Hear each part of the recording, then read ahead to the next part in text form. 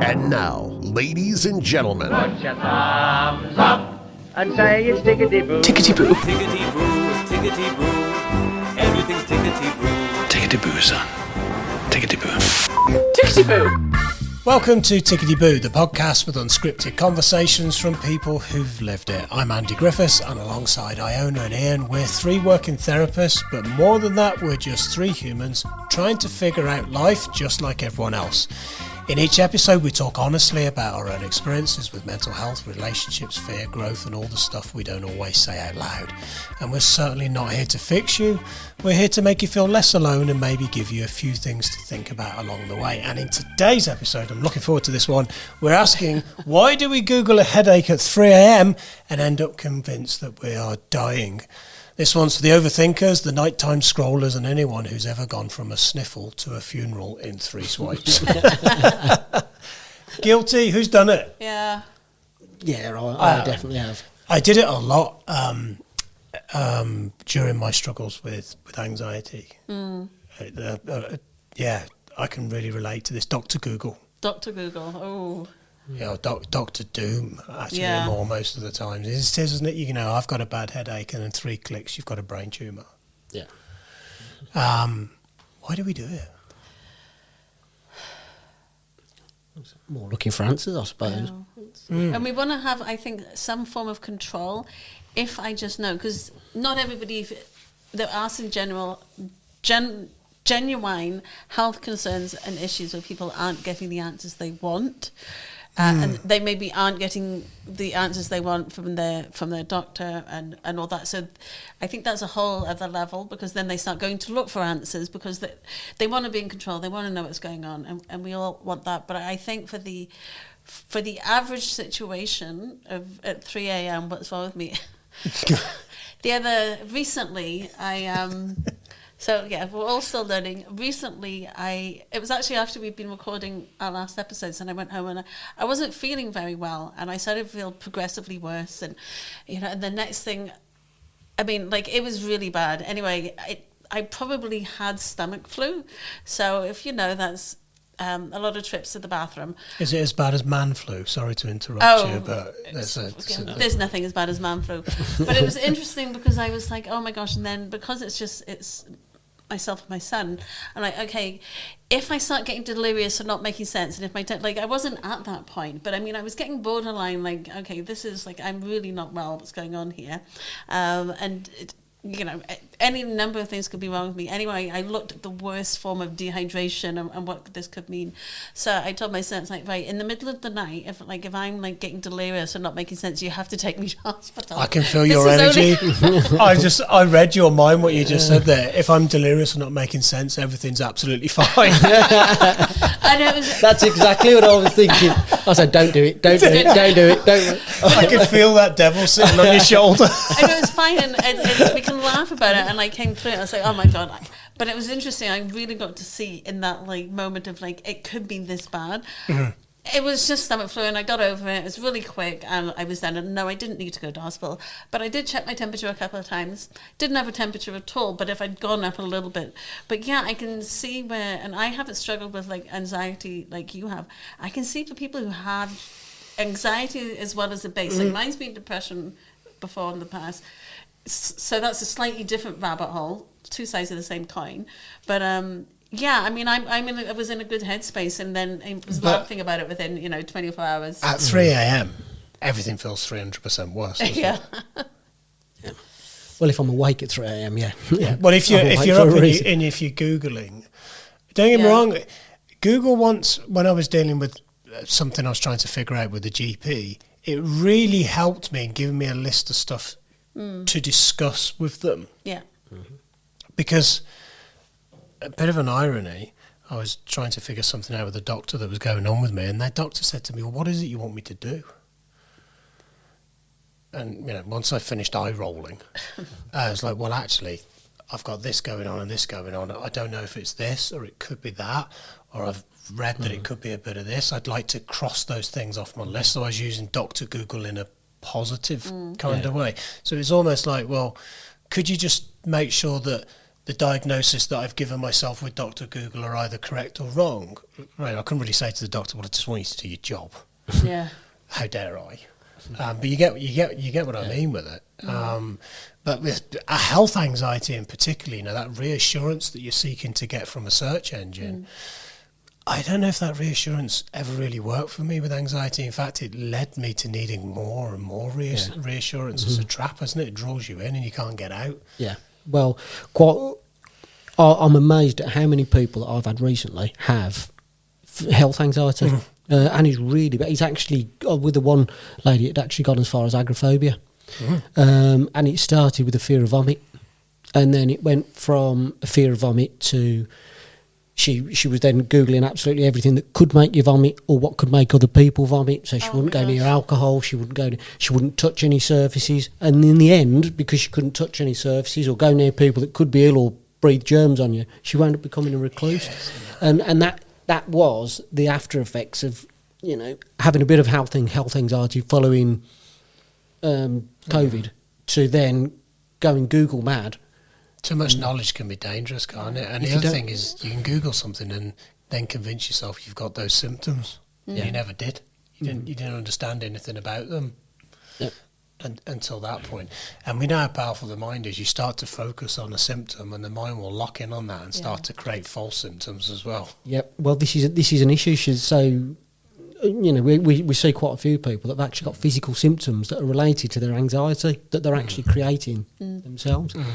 So Dr. Google, I've worked with quite a few people recently, a surprising number. I'd say moderate, obviously. Not many years ago, I convinced myself through Dr. Google that I got bowel cancer because I was having some gut sort of issues going on, and then I was Googling going, maybe need to keep an eye out, and then part of that went, that the other week, that probably kind of could have been that, and okay, this could be something, and you're like, stop it. Yeah. Yeah. I think I've probably, in my head, had stomach cancer, brain cancer, and probably suspect genital warts. And I was only trying to find out how to change the calipers on a Transporter T6. So I don't know what rabbit hole I went down there, but yeah.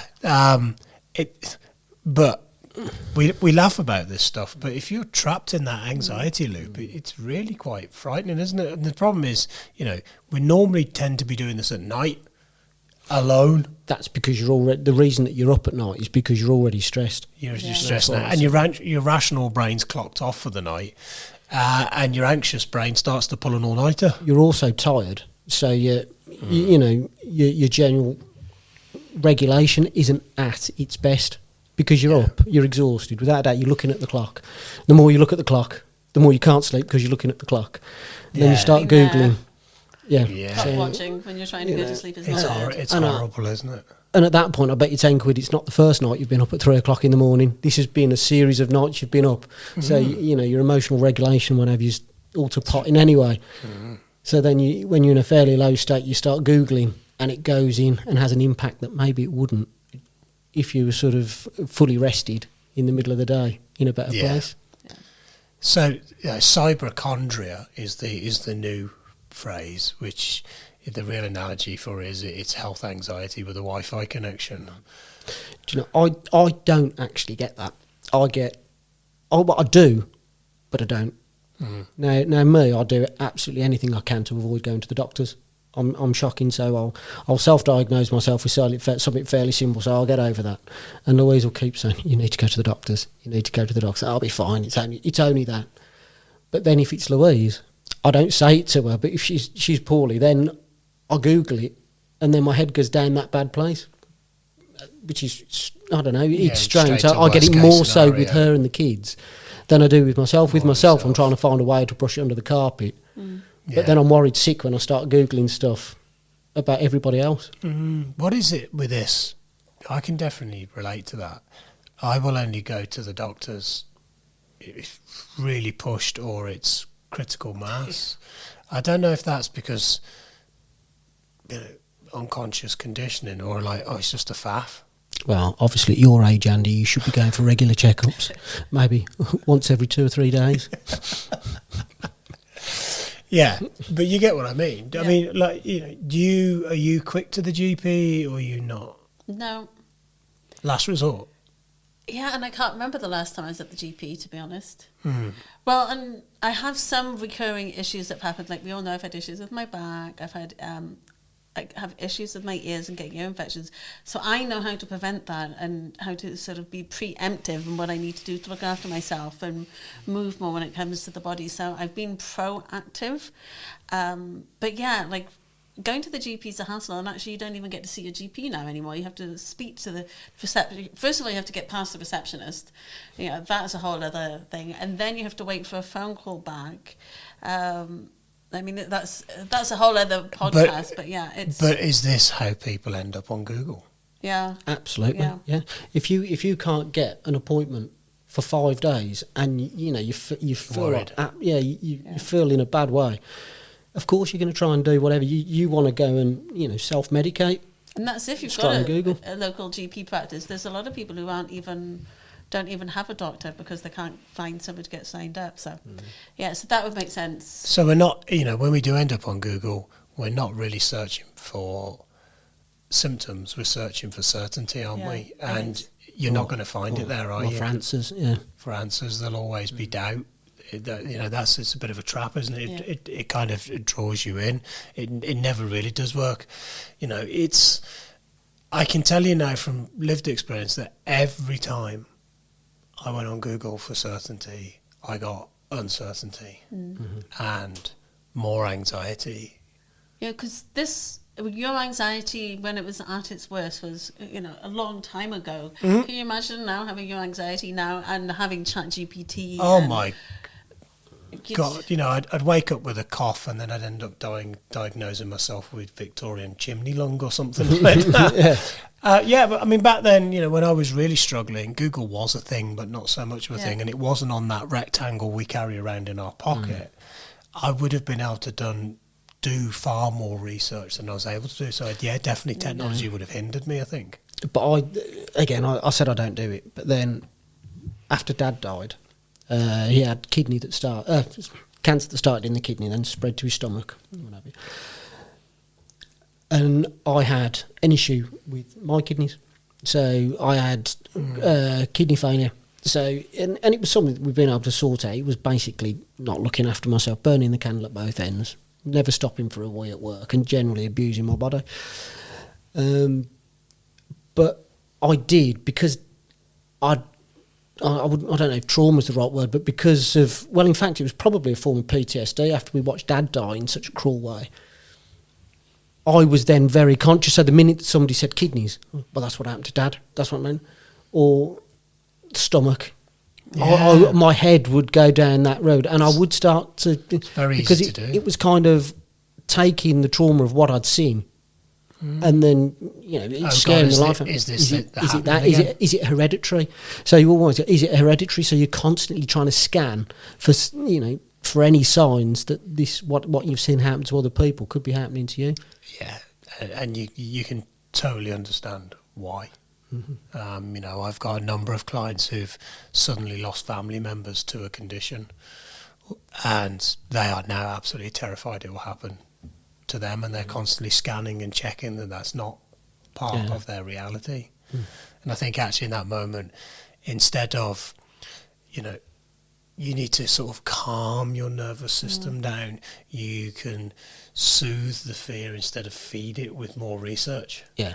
Because if you're constantly scanning for symptoms, you're going to find symptoms. Oh, 100%. Or even, like we said before, manifest them. Yeah. The thing is, right, back in the day when I was struggling, I was looking for the worst case scenario. I needed to know what the worst case scenario was. But even if I was right, it wouldn't have changed the worst case scenario. So why was I so hell-bent on finding out if it was the worst case scenario? Because you want to know, and you feel, I think...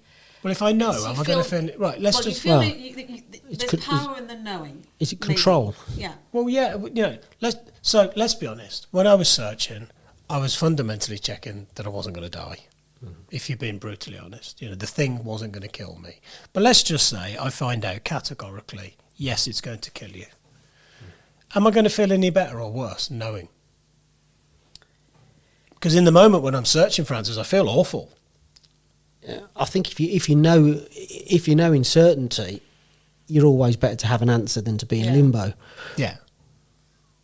But it's not about getting to what I'm sort of saying. But you're not going to get it from that place. You're still not getting certainty. Yeah, and you're still not.